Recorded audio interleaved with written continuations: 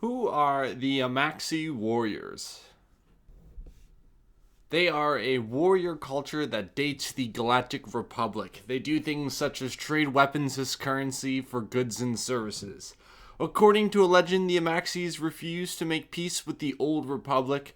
Unable to defeat such a powerful foe, they departed the known galaxy for another one to search for another war to fight. And that is an excerpt from Into the Dark, where we discover that the Amaxi space station is also the home and origins of the Drangir, at least in the High Republic era. Their leader is Arliz Hadrazin.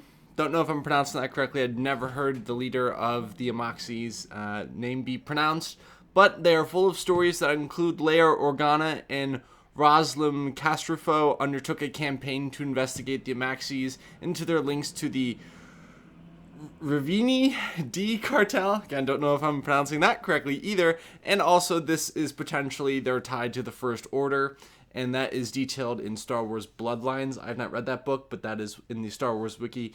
That is the big excerpt from that. And of course, the Amaxes are also discovered by Reith Salias on their space station. Again, that is from Into the Dark.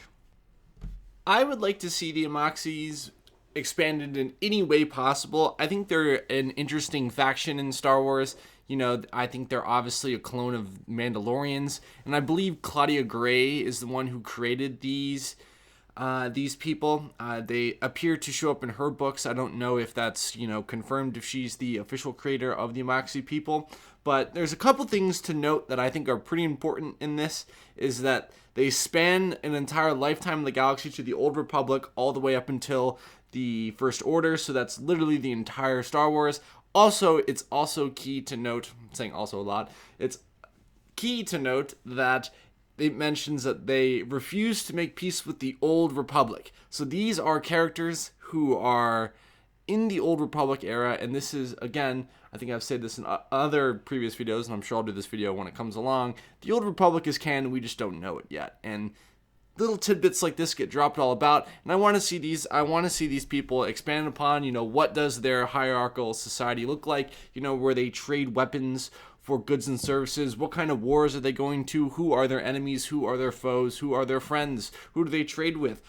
I want to see what makes these people actual warriors. I want to see some of their cool guns, because I have to assume they've got some pretty cool guns as well. But this is an interesting faction in Star Wars. I'm going to get more into factions as we go along with this kind of thing.